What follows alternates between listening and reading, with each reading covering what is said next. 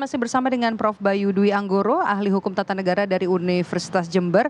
Prof, tadi yang juga sempat disampaikan oleh oleh majelis hakim adalah kenapa yang disampaikan oleh 7 orang pemberi keterangan dari Bawaslu adalah bukan soal hasil temuan 19 masalah pada pemungutan suara, di mana itu disampaikan pada 15 Februari yang lalu ada 13 permasalahan pada pemungutan suara dan juga 6 permasalahan pada saat penghitungan suara. Itu yang sangat disayangkan ya. Ya, jadi kalau kita lihat sidang kemarin ya, waktu ketua majelis menutup persidangan, itu kan sebenarnya ada pesan yang disampaikan kepada pemberi keterangan yaitu Bawaslu.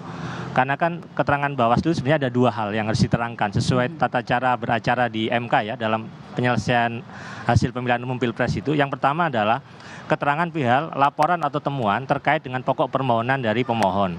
Yang kedua adalah laporan ya, atau keterangan terkait penyelesaian atas pokok permasalahan yang dimohonkan oleh pemohon. Nah, kalau kita lihat pemohon ini kan mempermasalahkan mulai dari pencalonan, mulai dari proses selama masa kampanye, pemungutan suara, termasuk penghitungan suara. Nah, kebetulan salah satu yang jadi perhatian adalah ketika pada tanggal 15 Februari Bawaslu sudah menyampaikan konferensi pers tentang 19 permasalahan terkait dengan pemungutan dan penghitungan suara. Nah, majelis hakim sebenarnya sudah memberikan arahan kepada Bawaslu agar keterangan yang disampaikan pada 15 Februari itu dibawa, menjelaskan ya, untuk mengelaborasi, untuk lebih menjelaskan bagaimana sesungguhnya hasil pengawasan Bawaslu yang disampaikan pada tanggal 15 Februari 2024, 1 hari setelah pemungutan suara. Nah, hal itu yang kemudian nampaknya Bawaslu pada saat hari ini mencoba untuk memenuhi itu dengan menghadirkan 1 orang ahli dan 7 orang saksi yang meskipun akhirnya oleh majelis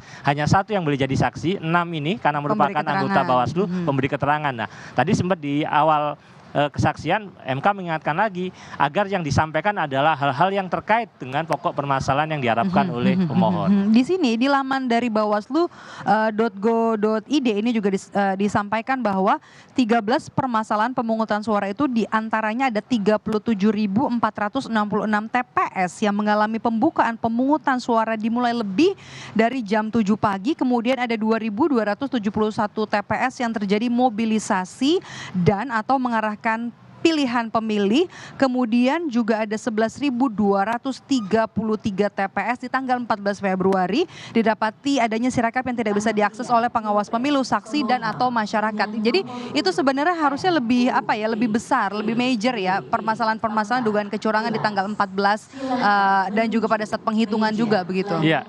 Jadi kalau kita lihat Bawaslu ini kan kemudian kemarin diperintahkan oleh MK agar lebih mengelaborasi itu, memberikan dibawa ke persidangan, karena kan apa yang disampaikan Bawaslu itu kan di luar persidangan. Nah, agar dibawa ke persidangan agar jelas duduk masalahnya ini. Apakah benar sebagaimana disampaikan oleh Bawaslu ataukah memang data itu masih kemudian perlu verifikasi kembali.